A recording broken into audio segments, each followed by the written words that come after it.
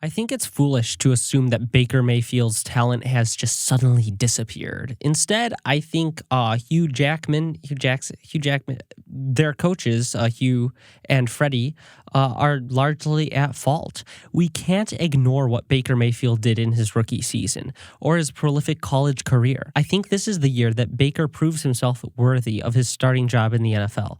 However, I don't think it'll necessarily translate to prolific fantasy points.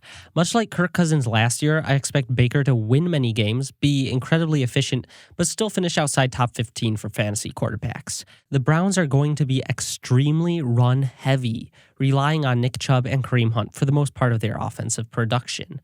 Baker will finally be able to develop into a starting caliber quarterback, but the fantasy numbers, I don't think they will translate, and I think his fantasy production will be a little bit lacking. Odell Beckham Jr. finished the 2019 fantasy season as the number 25 wide receiver in PPR formats. While it's easy to place blame on coaching, quarterbacks play, and injuries, Odell Beckham Jr. is also responsible for his underwhelming season. Beckham Jr. had 11 drops, first among qualifying wide receivers.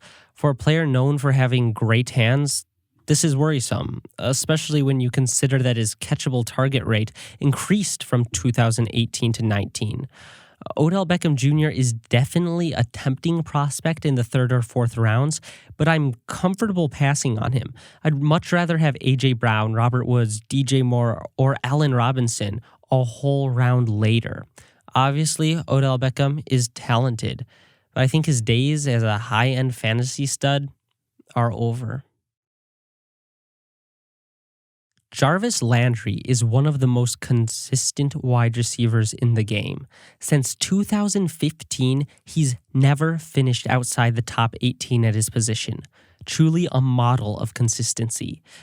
Although Landry is always solid, he seems to always fall to the mid or late rounds of fantasy drafts. Even right now, he's going in the middle of the 7th round as the 32nd wide receiver off the board.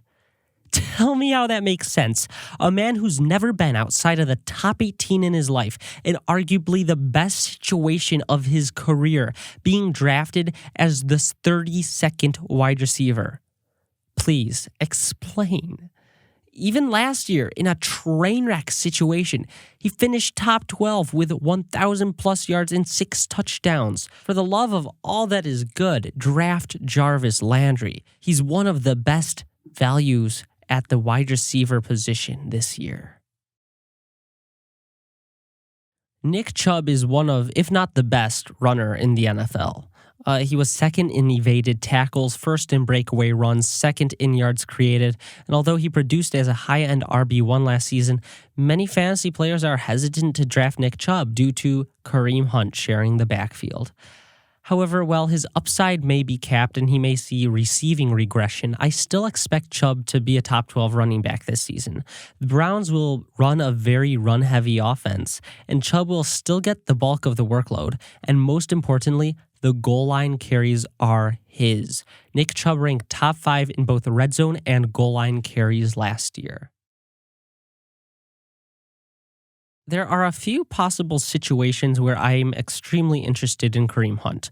One, if you own Nick Chubb, then you must own Kareem Hunt. I hardly consider Kareem Hunt a handcuff at this point, but if you want to call him that, he's by far the most valuable handcuff ever.